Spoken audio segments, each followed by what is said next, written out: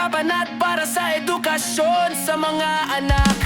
Matupani, Father Flavier Villanueva nga ang droga, patawid sa kahirapan at para sa edukasyon sa mga anak. How about sa mga adik na nagubang edukasyon, tungkol kay gisuyok pra ang pagtuwisyon, naundan sa eskwela tungkol sa grabeng adiksyon, ang mga ginikanan tao nagkonsumisyon.